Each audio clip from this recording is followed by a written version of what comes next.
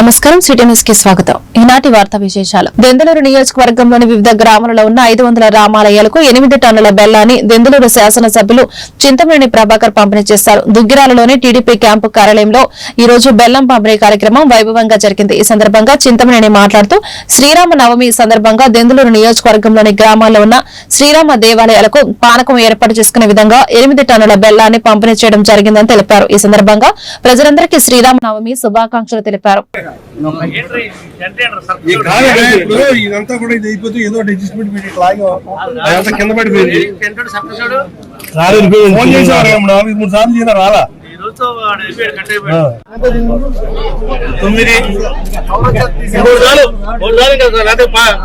9 పోతాయి.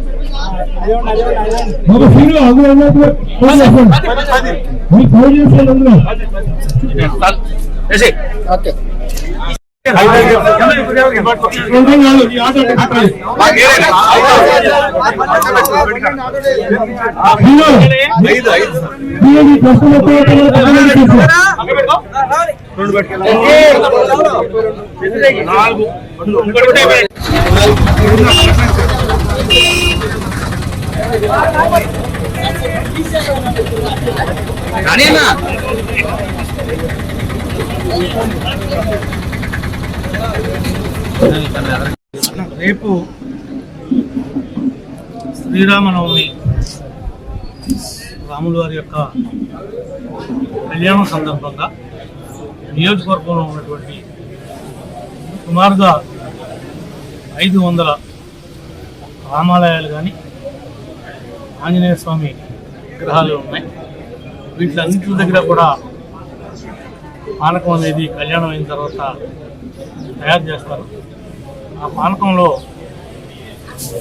ప్రధానంగా వాడేది బెల్లం కాబట్టి ప్రతి రామాలయానికి చిన్నాట్లకి పెద్దాట్లతో సంబంధం లేకోకుండా ఎవరన్నా ఎట్లుగా అడిగితే ఇంకొక కుంది అన్నాము. ఒక్కొక్క రామాలయానికి ఒక్కొక్క కుంది కాడికి మరి అనకాపల్లి నుంచి తెప్పించడం జరిగింది.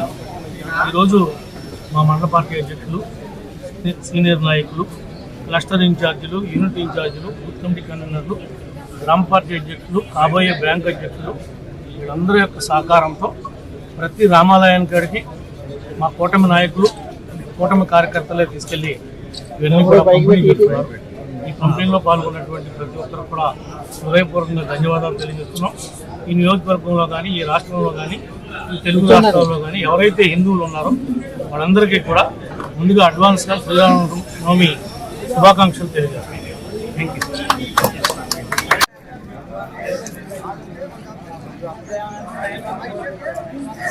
భారతదేశ మాజీ ఉప ప్రధాని బాబు జగజ్జనరాయ్ జయంతి సందర్భంగా ఏలూరు జిల్లా కాంగ్రెస్ పార్టీ కార్యాలయంలో జిల్లా కాంగ్రెస్ పార్టీ అధ్యక్షులు రాజనాల రామ్మోహన్ రావు ఆధ్వర్యంలో ఆయన చిత్రపటానికి పూలమాలలు వేసి 117వ జయంతి వేడుకలు ఘనంగా జరిపారు. ఈ సందర్భంగా రాజనాల మాట్లాడుతూ భారతదేశానికి ఒక దిక్సూచిలాగా ఆయన యొక్క ఆలోచనలు ఉండేవని, దళిత జాతికే కాకుండా భారతదేశానికి ఒక ఆదర్శవంతమైన రాజకీయ నాయకుడని, ఆయన దేశానికి చేసిన సేవలను కొనియాడారు.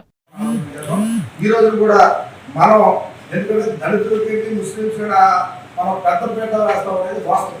ఆ రకంగానే ఇవాళ మనం బాబు జగజ్జనరావు గారి జయంతి 117వ జయంతి ఇవాళ జిల్లా కాంగ్రెస్ ఆధ్వర్యంలో ఈ రోజున ఏలూరులో కాంగ్రెస్ కార్యాలయం జరుపుకోవడం, ఆయనకి ఘనంగా నివాళులు అర్పించి ఆయన కూడా మరి ఒక సామాన్య నిజంగా చెప్పండి ఎంత కుగ్రామం అంటే బీహార్ ప్రసారం అనే నియోజకవర్గంలో చాలా కుగ్రామం, లైట్ కూడా లేని పరిస్థితుల్లో ఆయన ఉప ప్రధాని స్థాయికి ఎదిగాడంటే పట్టుదల ఉంటే మనం ఏదైనా సాధించవచ్చు, చేయొచ్చు అనే దానికి నిదర్శనమే మన జగజ్జనరావు.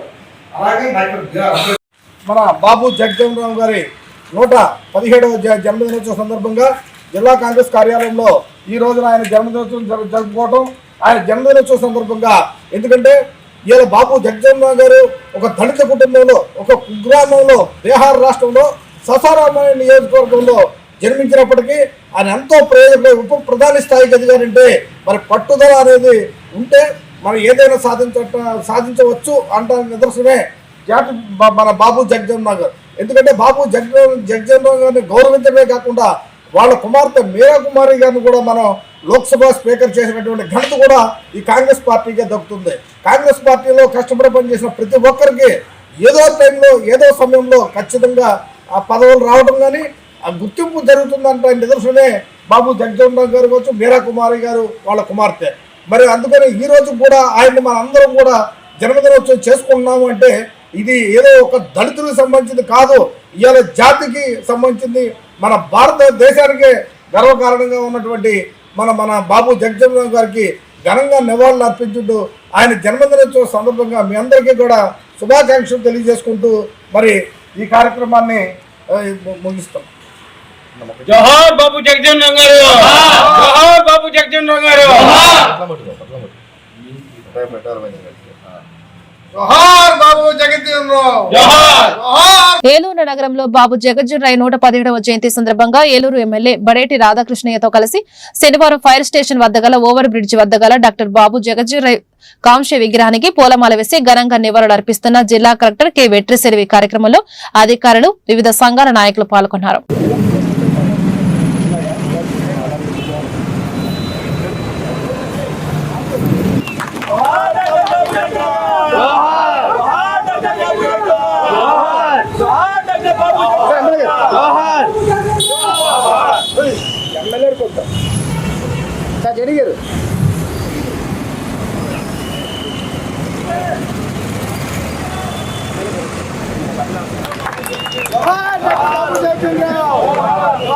బాబు జగజ్జీవన్ రామ్, డాక్టర్ బాబు జగజ్జీవన్ రామ్.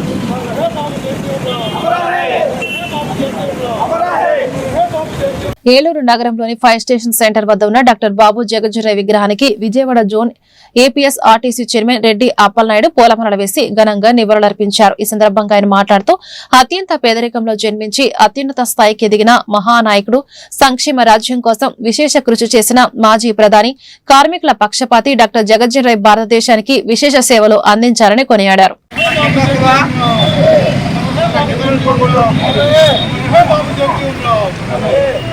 हमारा है बाबू जगज्जीवन राम, हमारा है बाबू जगज्जीवन राम, हमारा है बाबू जगज्जीवन राम.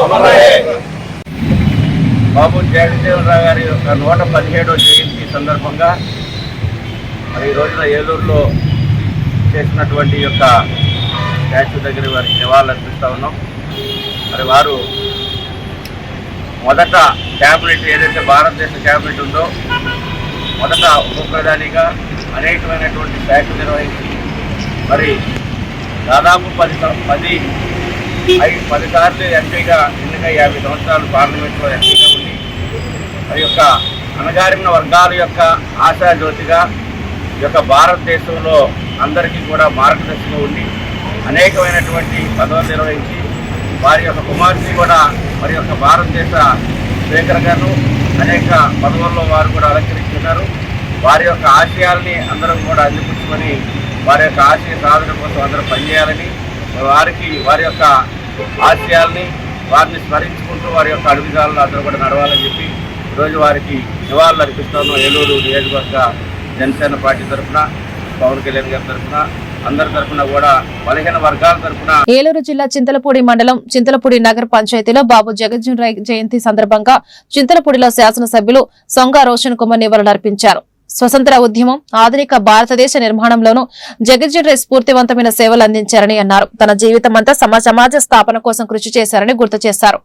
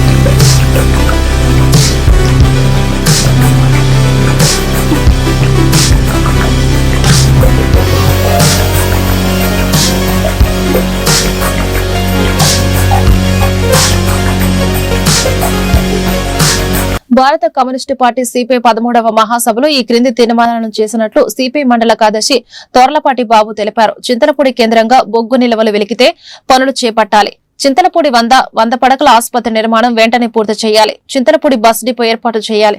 చింతలపూడి నుండి ఏలూరు సత్తుపల్లి ద్వారా ద్వారక తిరుమల వెళ్లే రోడ్లను 4 లైన్ల రోడ్లుగా అభివృద్ధి చేయాలి. సాగునీటి చెరువులను సమగ్రంగా అభివృద్ధి చేయాలి.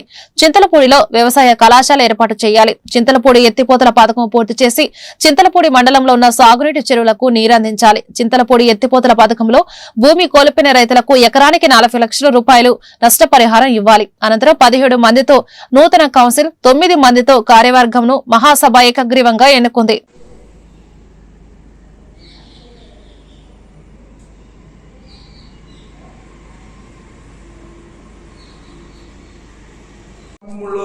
మన చంద్రపూడి పంచాయతీకి ఒక మాస్టర్ ప్లాన్ ని ఇవ్వడం జరిగింది.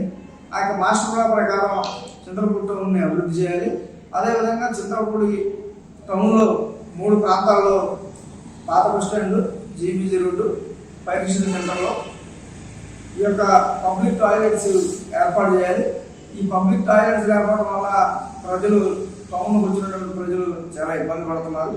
అదేవిధంగా చంద్రపూడి పట్టణానికి సంబంధించి సెంట్రల్ లైటింగ్ ఇది ఎప్పుడు 2006-07 టైంలో సెంట్రల్ లైటింగ్ శాంక్షన్ అయింది, ఆర్ఓ చేశారు.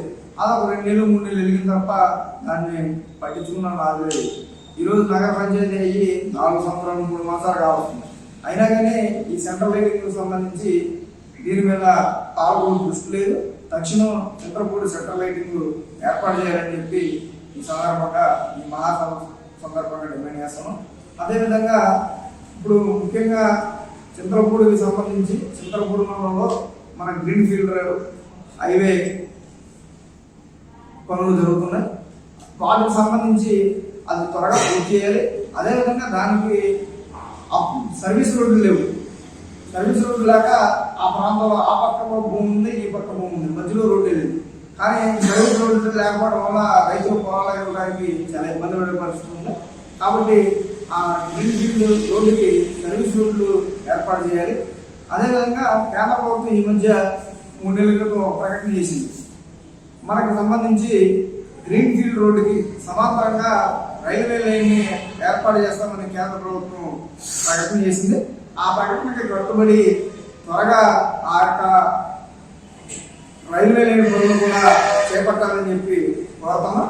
అదేవిధంగా ముఖ్యంగా చింతపూడి మండలంలో ఉన్నటువంటి రైతాంగం వ్యవసాయానికి సంబంధించి వ్యవసాయ ట్రాన్స్ఫరాలకు సంబంధించి ట్రాన్స్ఫరాలు పోతే ఈ యొక్క ట్రాన్స్ఫరాల కోసం 1, 2 రోజులు 3 రోజులు వెయిట్ చేసి ఈ ట్రాన్స్ఫరాలను ఏలూరులో తెచ్చుకోవాలన్న పరిస్థితి ఏర్పడుతుంది. అలా కాకుండా చింతలపూడి కేంద్రంగా ఈ యొక్క ట్రాన్స్ఫరాల కేంద్రాన్ని ఏర్పాటు చేయాలని చెప్పి మరొకటి. అలాగే మన ఏలూరు జిల్లా చింతలపూడి మండలం చింతలపూడి నగర పంచాయతీలో ఎండలతో ఉక్కిరిబిక్కిరవుతున్న ప్రజలకు ఆకాశ మేఘవృతమై భారీ వర్షం, ఉరుములు, మెరుపులతో భారీ వర్షం రోడ్లన్నీ జలమయమయ్యాయి. అకాల వర్షానికి ఆందోళన చెందుతున్న రైతులు మరియు రత్నం సినిమాల వద్ద వర్షానికి భారీ వృక్షం రోడ్డుకు అడ్డంగా పడింది. ఈ వర్షం కారణంగా ఎండలకు అల్లాడుతున్న ప్రజలు ఉపశమనం పొందారు.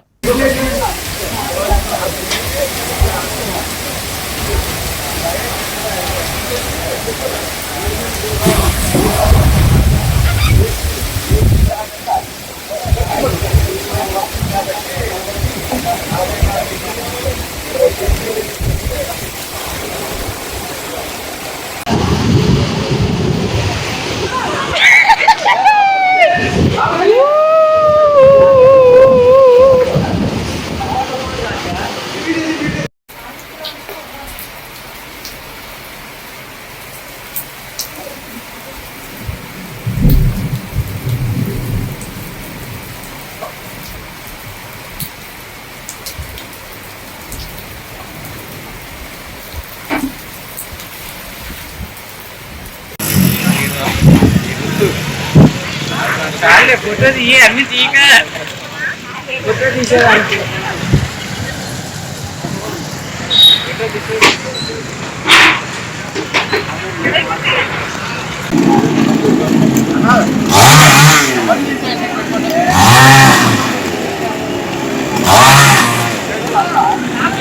నీళ్ళు బాక్స్ వెళ్ళిపోయి అటు వెళ్ళిపోతుంది.